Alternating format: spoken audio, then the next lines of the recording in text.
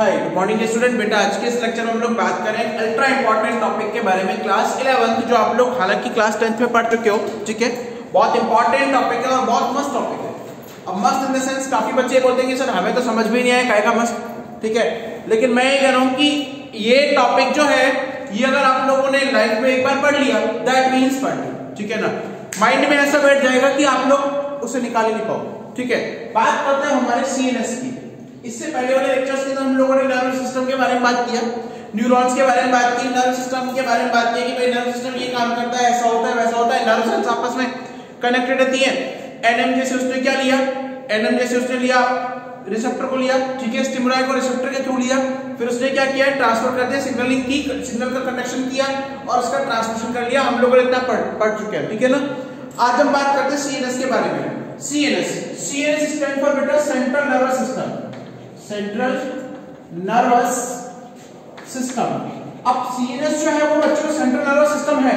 Central का मतलब होता है सेंटर पॉइंट, यानी जो आप लोगों की बॉडी में, जो आप लोगों के शरीर में सारी रिएक्शंस को कंट्रोल करके रख रहा है, सारी रिएक्शंस को क्या कर रहा है, कंट्रोल करके रख रहा है। That is named as CNS. उसे आप लोग क्या बोलते हो, सीएनएस बोलते हो। ठीक है, and CNS is consist of brain and spinal cord. इसमें दो आते हैं, बीएस, भाई बॉस है ये सबका, बीए शॉर्ट फॉर्म आप लोग बॉस याद कर सकते हो, brain and spinal cord.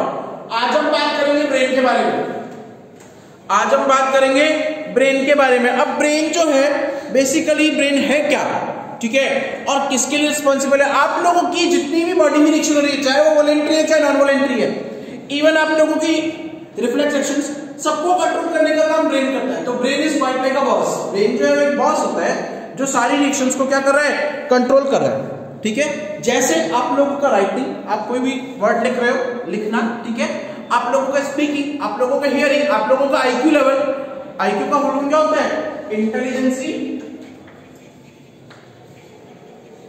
Quitting,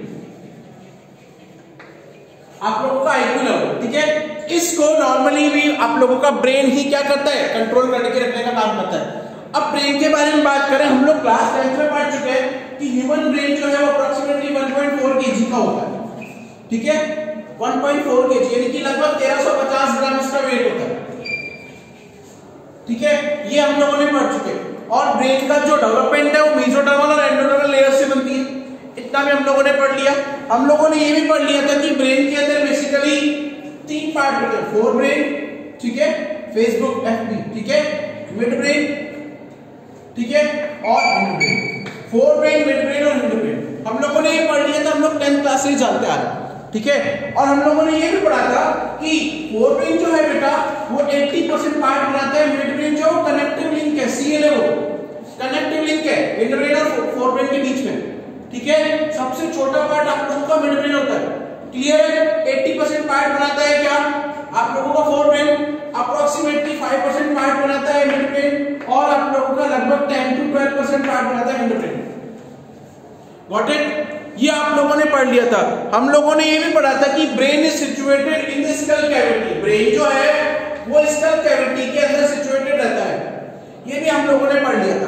clear है, ये भी हम लोगों ने पढ़ लिया था क्लास 10th में, और we know that, we are well known with that. हम लोग इसे जानते हैं कि ब्रेन जो है वो बेसिकली क्या है, स्कल कैविटी के अंदर सिचुएटेड है। अच्छा, अब स्कल कैविटी में कौन सी बोन इसको नॉर्मली क्या करती है, नॉर्मली इसको कवर करके रखने का काम करती है, तो उसे आप लोग बोलते हो क्रेनियम। 10th लेवल तक आप लोगों ने बोला था क्रेनियम, कि स्कल के अंदर जो एक बोन होती है दैट इज क्रेनियम।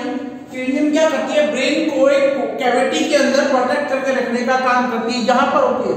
ठीक है, खोपड़ी के अंदर वाली bone. But at higher level, अगर हम लोग हायर लेवल की बात करें, नीट लेवल की बात करें, तो इस बोन का नाम है बेटा cranial meninges. Cranial meninges, cranial meninges क्या है, क्रेनियल, अगर आप लोगों को समझ में आता है तो आप लोग साथ साथ लिखते चले जाइए, कोई दिक्कत नहीं है। क्रेनियल मेनिंजेस क्या है, एक लेयर है, बोन्स की लेयर है, बोन्स की क्या है, लेयर है। ठीक है, जो आप लोगों के ब्रेन को क्या करती है, प्रोटेक्ट करके रखने का काम करती है inside the skull cavity, inside the skull cavity. And whenever we are talking about the layers, then there are 3 major layer, 3 major layer होती है। कौन कौन सी, आउटर मोस्ट ड्यूरामेटर, ठीक है, ड्यूरामेटर आउटर मोस्ट लेयर होती है, second one is pia mater, dura mater, pia mater, और third जो है जो इनर लेयर होती है एरेक्नॉइड। एरेक्नॉइड क्या है? सबसे इंटरनल लेयर है जो आपके ब्रेन टिश्यूज से क्या करती है? कनेक्टेड रहती है। तो arachnoid is the internal most layer that is connected with the brain tissue, जो क्या है ब्रेन टिश्यू से क्या होती है बच्चों? वो क्या होती है? नॉर्मली ब्रेन टिश्यू से कनेक्टेड रहती है। ठीक है, अब हम बात करते हैं कि भाई ब्रेन देखने में लगता कैसा है? लगता कैसा है? थोड़ा सा बहुत अच्छा लगता है, देखो तो सही कभी नहीं। अब ब्रेन जो है अगर बेसिकली आप लोग उसका आउटव्यू देखो, ठीक है, ये तो हम लोगों ने 2 डायमेंशनल स्ट्रक्चर 2D स्ट्रक्चर बताया जो आप लोग बुक के अंदर दिया हो।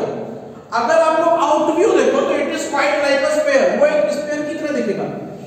ब्रेन है, अगर आप उसे ऊपर से देखोगे इस तरीके से तो स्फीयर के रूप में दिखेगा, ठीक है। और वो स्फीयर जो है that sphere is being divided into 2 हाल्स, उस स्फीयर के अंदर 2 हाल्स होते हैं, ये एक पार्ट और ये दूसरा part, and these halves are known as cerebral hemisphere. That halves are known as cerebral hemisphere, और हेमीस्फीयर का मतलब अर्धगोला, आधा गोला, आप लोगों ने मैथ्स में पढ़ा होगा, ठीक है, आप लोगों ने मैथ्स में पढ़ा होगा हेमीस्फीयर का वॉल्यूम, हेमीस्फीयर का सरफेस एरिया वगैरह सब कुछ पढ़ा है मैथ्स में। तो हेमीस्फीयर होता है आधा गोला, ठीक है। तो हम लोग ब्रेन की बात करें तो ब्रेन जो है वो क्या है? स्टार्ट अपर से अगर हम लोग देखो तो that is almost round shape, और राउंड शेप जो है वो 2 हाल्स में, 2 पार्ट में डिवाइडेड रहती है। These halves are known as cerebral hemisphere, ठीक है। आज हम लोग हेड ट्रिक के बारे में बात करेंगे, कौन सा पार्ट क्या काम आ रहा है, कौन सा पार्ट क्या काम आ रहा है और किस किस को बना रहा है, ठीक है। आज हम लोग बात करेंगे ट्रिकी मेथड से, हम लोग को रटना नहीं है हम लोगों को, ठीक है। अब ये जो सेरिब्रल हेमीस्फीयर है, इनको जो बीच में नर्व फाइबर कनेक्ट कर रहा है that is known as corpus callosum, corpus, ठीक है, एक नर्व फाइबर है। कैलोसम कॉल का मतलब होता है पास बुलाना या फिर 2 को कनेक्ट करके रखना। तो सेरिब्रल हेमीस्फीयर जो है उन दोनों हेमीस्फीयर्स को बेटा जो कनेक्ट करने का काम कर रहा है वो क्या होता है बेटा? Corpus callosum. तो लिख लो, corpus callosum is a quite like a connective link between 2 cerebellum hemisphere, या फिर सिंपल वे में it is a connective link between cerebellum hemisphere। ये cerebellum hemisphere के बीच में क्या होता है? कनेक्टिव लिंक होता है। कनेक्टिव लिंक यानी कि दोनों को कनेक्ट करके रखता है, ठीक है, ठीक है, ओके, क्लियर है? ज्यादा बड़ी तो नहीं हो रही है। अब जो है बेटा सेरिब्रल हेमीस्फीयर है, इसके अंदर कार्पस कैलोसम कनेक्टेड रहता है और इनकी सेल्स जो में प्रीडोमिनेंट लिक्विड भरा हुआ रहता है that is known as cerebral cortex. जैसे आप लोग क्या बोलते हो? Cerebral cortex, that is known as cerebral cortex, ठीक है।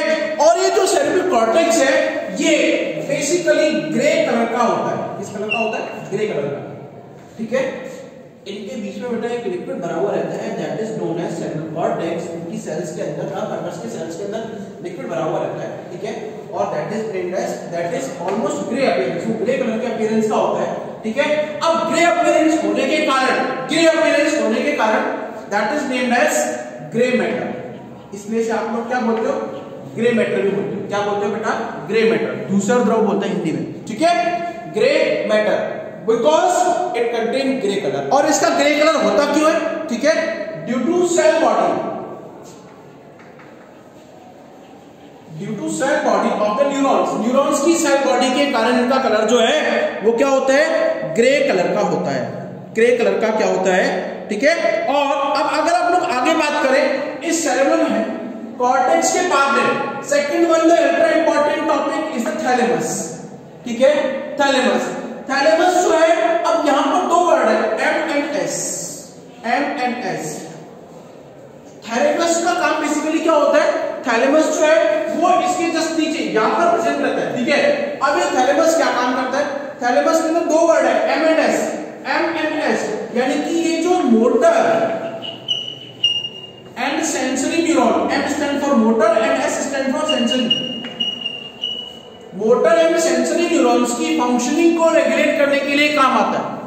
मोटर एंड सेंसरी न्यूरॉन्स की फंक्शनिंग को रेगुलेट करने के लिए काम आता है आपका थैलेमस, ठीक है।